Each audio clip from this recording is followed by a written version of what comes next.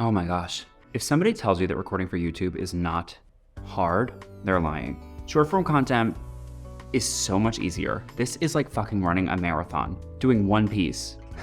I know this is like before I recorded this one, but I just recorded another one. What am I gonna lie to you and say that I didn't record one right before this and that I'm batching a couple at a time? Because they're exhausting and I get in the mode and it's like I gotta do more than one to make it worth my time. Of course they're worth my time.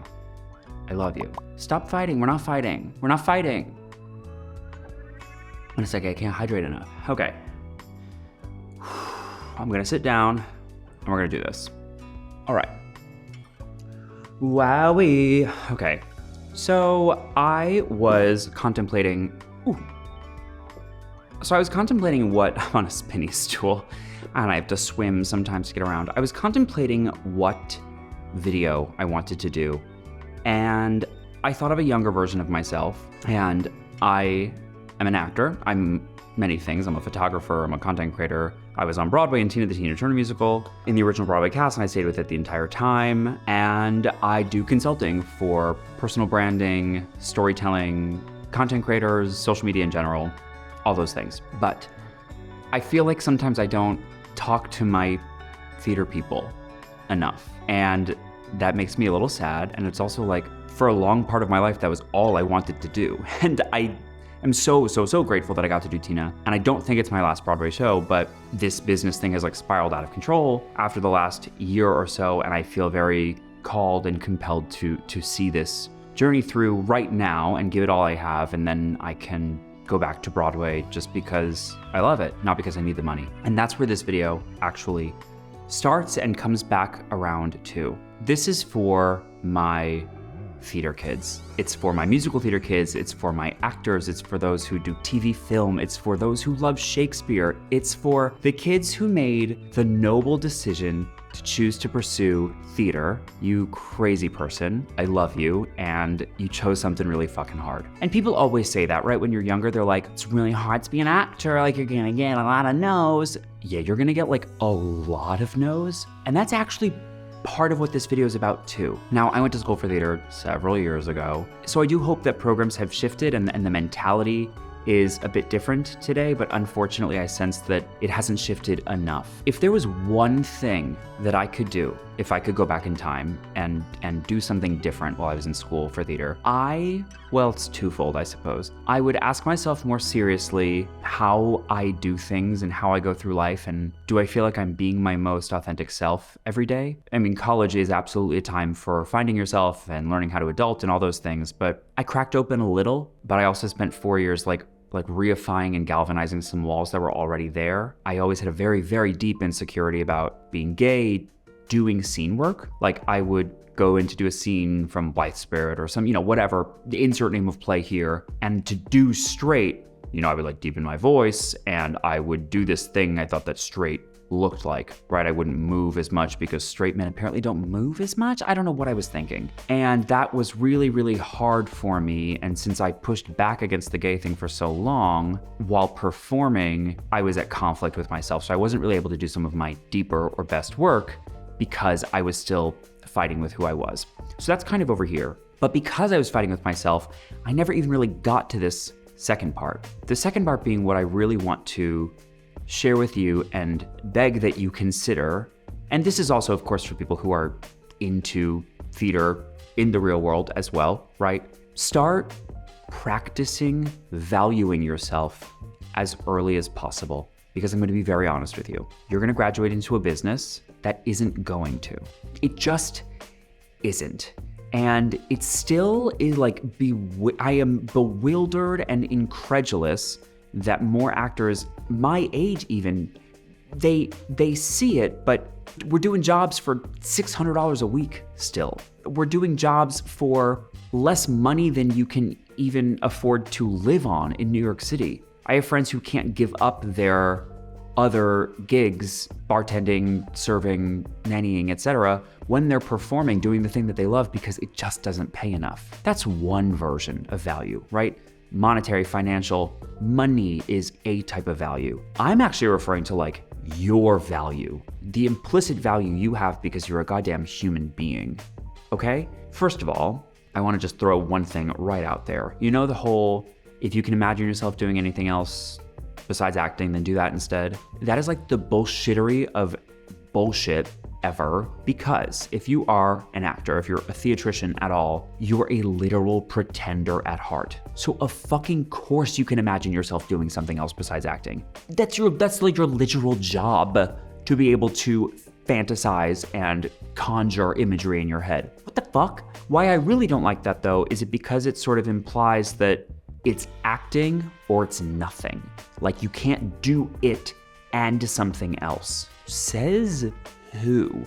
What finite resource are we referring to that you're saying I can only honor Uta Hagen and Stanislavski and do nothing else? So a way that I try to show up in the world is by loudly talking about not being defined by a thing that's external to you. So yes, I'm an actor, but I also started my headshot photography company seriously, like legitimately in 2015, but I was shooting headshots since 2010. And then I did it and like I worked on that skill throughout college and I started charging for it and I got better and better and better, and I still do headshots today as one of my many things. But because I took headshots, I was able to audition with a little bit more abandon because I didn't need that job for the money. Of course I fucking wanted all the gigs that I went in for, and I didn't book more than I did book, but it wasn't because if I didn't book that job, I couldn't pay my rent. I was still okay. But that's only because I decided that I could contain more. And this is what I was talking about when I meant that I hope that programs have shifted a bit, because I don't think all theater programs or teachers or professors are as in touch with what's going on right now as they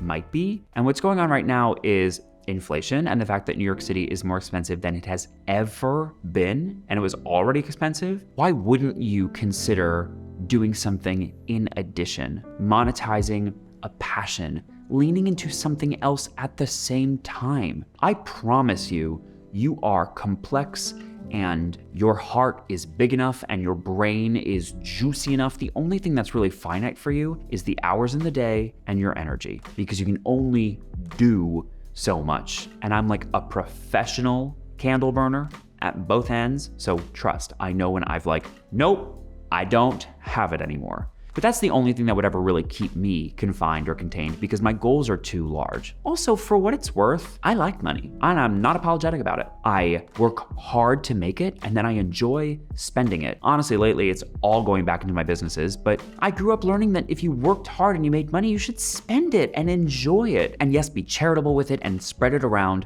when you can. You can't be terribly charitable as an actor, at least financially. Of course you can do charity in person. Why wouldn't you want to explore options that both fill your bank accounts and fill your joy gasoline tank? But what this takes is knowing what you're worth. And what this takes is being willing to say no to opportunities that don't align with you. And what this takes is being willing to disregard what you think people might perceive you as or to be, because I promise you, there will be the voice in the back of your head that's like, well, if I start doing something else, people will think I left the business, or maybe they won't consider me for roles anymore. Honestly, if somebody doesn't want to hire me now for a theater job because I've done this whole social media thing, well, first of all, one, stupid decision. I've got a pretty large following and I'd be a good get for your show. 2, I'm very good at what I do.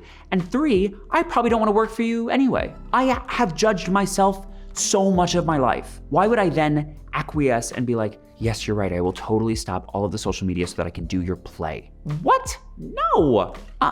So many of the clients I work with who are creatives, who are in the theater space, who are just in general artists, are deeply concerned about what people will think or what they'll say when they start trying to sell their art or monetize their talents in some way that don't feel directly related to the original passion that they were pursuing. So if you're currently in school and you happen to have found this video, well, hi, I hope things are going well for you, and like pick a Sondheim piece and honor him because he's amazing. And also just like do things that aren't theater while you're in theater school. Please take it from me. I wish I had done even more. I wish I had met more people. I wish I had gone to more parties. I wish I had explored Chicago, not the musical, although like that would be fun too. I went to Northwestern University in Evanston, Illinois, and Chicago was like right there. I could like see it from campus, and I didn't go enough. I didn't extend myself beyond myself or do uncomfortable things enough. So that's why I'm like fucking doing them now in my 30s, because I'm like, what the fuck? But I think actually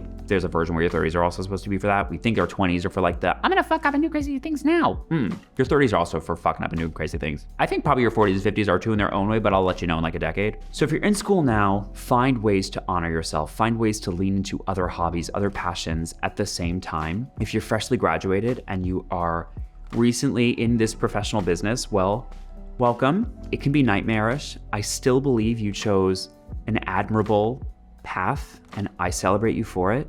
And it's fucking hard, but you're gonna kill it. I know that. And also, if you one day decide to take a little bit of a break or to step back from it, you are no less than you were. That is not something to feel shameful about. That is not something to feel you have to defend. That is valuing yourself. That is putting you first before this business, knowing that it will be here whenever you want to come back, if you want to come back. You may get out of the business and find a 9-to-5 that pays you 4 times as much as you ever would have made doing theater, and you're like, wait, this is nice. I can afford the cereal I want to buy. I say that because cereal has gotten very expensive, y'all. I don't know if you know this. Sometimes I will find like a $6 or $7 box of Cookie Crisp. Now, I don't buy Cookie Crisp, but I do consider it almost every time I go shopping. I love a sugary cereal. Sugary cereal is like my dessert. I would choose sugary cereal over like a piece of cake any day, although cheesecake is also quite good. I've really gotten off track, and now all I want is Cinnamon Toast Crunch, but I'm out of milk. See, even at 31, you're not gonna be a great adult. You might be a great adult.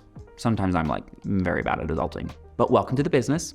Thrilled you're here. Look for other things. It doesn't have to be a side hustle. It doesn't have to be a survival job. I also love the term surthrival, because like, what if it actually makes you a good amount of money and you can then use that money to do things that you love, so you're thriving, you're flourishing? Trademark pending. Surthrival jobs. But we can do away with this idea that we do these menial jobs to support this noble passion, because artists aren't really supposed to make money, right? That we're supposed to be starving, we're supposed to be hungry. Like, no. I want to be like a well-fed, cultured, well-read, full, happy actor. Starving actor? No. What? Why? And if you're the person who's been in the business for a while, well then like, hey, I've probably seen you at a fucking EPA at some point. I think times are changing slowly, but they are. But we have to lead the charge, because the young kids, like, they don't know yet. And they also don't know what it was, right? Pre-pandemic, they don't know waiting on the streets outside of Pearl Studios from 4 a.m. for the Non-Ek Fiddler tour. And I don't mean the one that's like currently out, I mean like Non-Ek Fiddler tour. They don't know. So we have to kind of put our feet down and say, we are more than just a 16-bar cut. I am more than a 45-second Shakespeare monologue, right?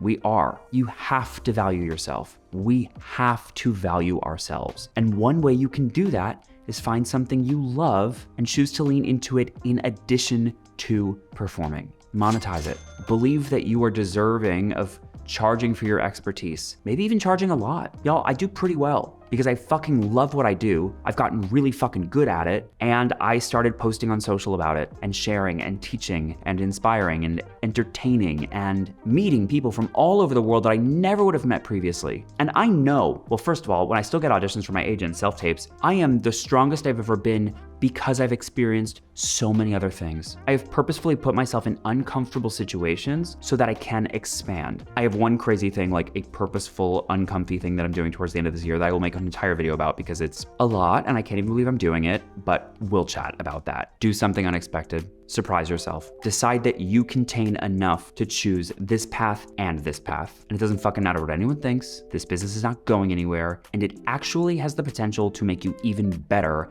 at the thing you wanted to do initially, right? So I'm Justin Schuman. I don't even think I said that once. How rude. I'm new to this platform, but I'm not to any other. I've got a sizable following on TikTok, so if you like short form content, I'm over there. But subscribe. I want this to be a community of people who want a lot for themselves on all places on the timeline. Maybe you're like, oh, fuck yeah. Like, I know I want a big, gorgeous house and a family that I can support and take on vacations and still don't want to sacrifice the fact that I chose to do theater or pursue the arts in my life. But I also want money and I want to live well and comfortably. To the people who are at the very beginning of this journey, who are just starting to understand that they have value and worth and deserve to take up more space than they've probably been taking up. I want to talk about all things people pleasing, confidence, self-awareness, authenticity, being yourself, whatever the fuck that means, right? I mean, I have a sense of what it means. I talk about it all the time. I did a TEDx talk on it last year. If you're curious to watch it, it's called The Practice of Being Yourself on this platform. This is what it looks like to type in YouTube and find things. Otherwise, thanks for sticking with me. This is a topic I'm very passionate about. And if you have any questions, drop them in the comments. I love engaging with my community. If you have questions, you can always find me on Instagram, DM me there, and subscribe here on YouTube so that you can see when I post new videos, which I endeavor to do 3 to 4 times a week. It's work, but this is part of me valuing myself and investing in another passion, another dream, another way of expanding who I am, my life, what I can do, and raising the ceiling on my life every single year. Broadway was amazing, and frankly, it was just the start. I'm glad you're here.